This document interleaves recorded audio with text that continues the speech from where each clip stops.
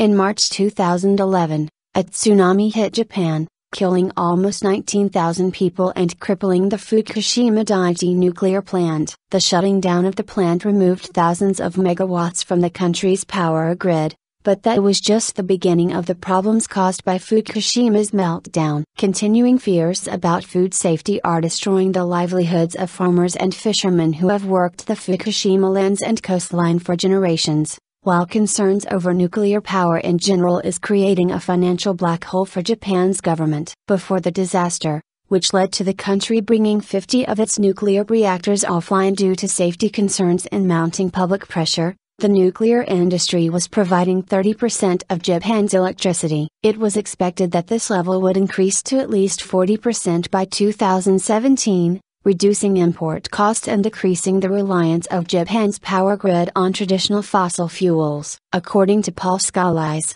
a research fellow at the University of Tokyo, it was the goodwill of the Japanese people and its industries that prevented rolling blackouts hitting the country in the summer months of both 2011 and 2012. The word that was used here at the time was set sudden. Essentially it means saving electricity, he said. The message that went out was that it was people's patriotic duty to conserve electricity, and it worked. There is evidence that people responded. Without set sudden, Japan would have seen rolling blackouts during the summer months, when AC usage is at its highest. As part of the Set Sudden initiative, industries such as steel works and ceramics factories, which had taken themselves off the national grid in the 1980s and 1890s, fed their surplus power back to the grid to try to offset the shortages. While that undoubtedly helped, Japan's electricity companies have become increasingly reliant on importing expensive fossil fuels such as liquefied natural gas,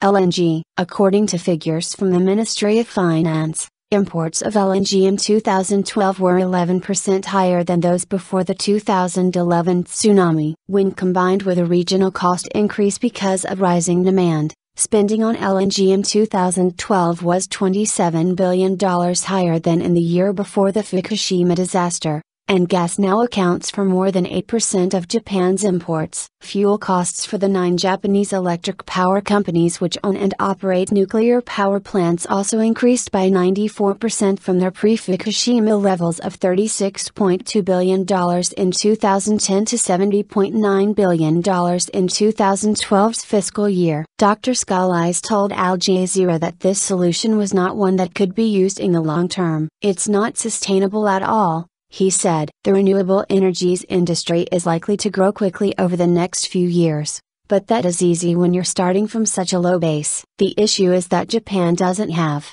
for example, the deserts of the US, where you can put the solar and wind farms without protests from residents. Without nuclear power, the only option is LNG, coal or oil. At the moment, nearly 90% of electricity is coming from fossil fuels. According to Dr. Scalise, there are 3 possible options available to the Japanese government at this point, one of which would be to let the current situation continue and not reopen the nuclear reactors. This would just let the electricity companies' financial bleeding continue, said Dr. Scalise, and sooner or later they would have no choice but to declare bankruptcy. Obviously that option is not politically appealing. The second solution involves the government setting up a mass holding company for the nuclear assets in order to prevent the power companies from failing, although the complicated financial nature of this makes it unlikely. The third, and in Dr. Scalise's opinion, the most likely, involves getting the banks involved with the power companies to issue short-term low-interest loans until they are able to start reactivating nuclear operations and research on a small scale. Public perception. It is public nervousness at the idea of unsafe plants that is delaying the restarting of many of Japan's nuclear reactors. A study by the World Nuclear Association shows that the longer the crisis drags on,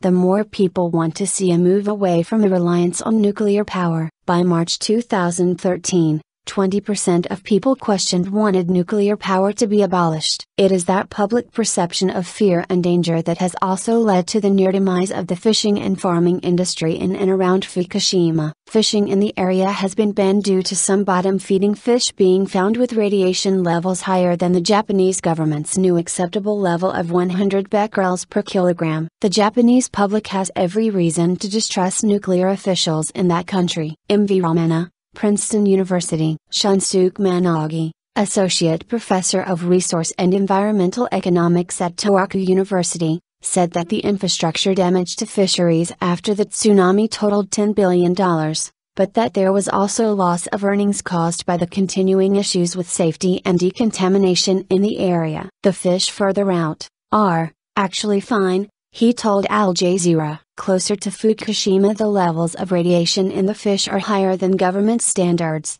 but those have been increased recently. In actual fact, fishermen in the area suffered a $2.6 billion loss of revenue in 2011, and a further $1 billion in 2012. In the prefectures beyond Fukushima there are no problems at all and fishing is continuing as normal. Just days ago, however, as Fukushima again hit the headlines due to an increase in recorded levels of radiation, South Korea announced it was banning the import of all fish from Japan. Japan had annual fish exports worth around $92 million to South Korea, accounting for about 13% of its total fishing industry exports. It is damage caused by rumors, Professor Managi said. The group, for example, planning to export squid to Korea said their loss would be several $100,000. They are located in the north of Japan and are in no way related to Fukushima. This kind of rumor is understandable. The people of Korea are afraid because of the Japanese government's and TEPCO's poor responses to the problem. The farming industry,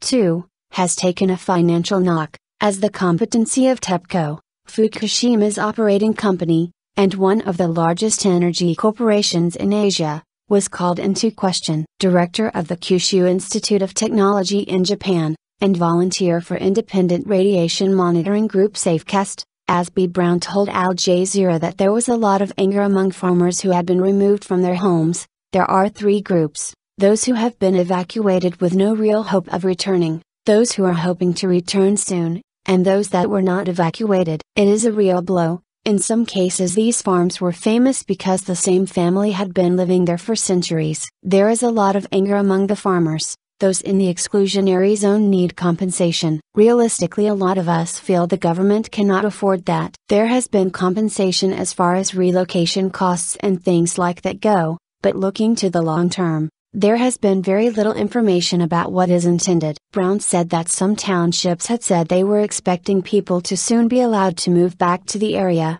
thus delaying the discussion of long-term compensation. In the meantime, farmers are suffering, even those with land in areas no longer registering unsafe levels of radiation. Farmers with land in the orange zone, just beyond the worst areas, have sent samples of different crops to independent labs, and the majority have come back without levels surpassing those considered to be safe. Of about 10 million bags of rice tested, about 75 or 80 came back with higher levels than those allowed, said Brown. For the farmers, it is a human rights issue. They want to be allowed back onto their land, they know the risks and the environment they are in, and they want to be allowed to return. Lack of trust.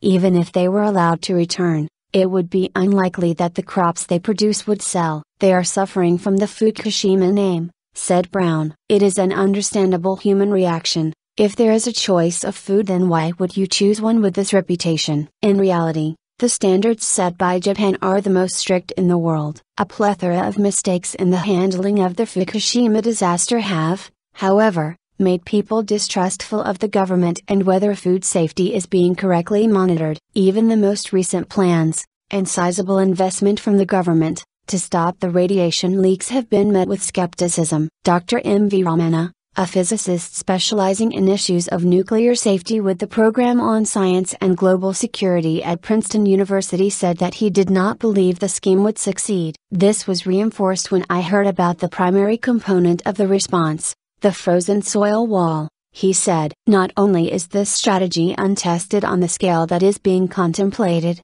but this wall would be vulnerable to loss of power and possibly earthquakes. The 2011 tsunami, which led eventually to the nuclear meltdown, was caused by a 9.0 magnitude quake around 70 kilometers from the coast. More than 900 aftershocks have since been recorded in the area. It is this lack of faith that is contributing to people's distrust of food coming from Fukushima. Despite independent readings that support the government's findings that the majority of produce is safe, the Japanese public has every reason to distrust nuclear officials in that country, Dr. Raymond said. Regaining that trust is going to take not just a lot of time, but a complete overhaul of the nuclear village, which hasn't happened and is unlikely to happen anytime soon.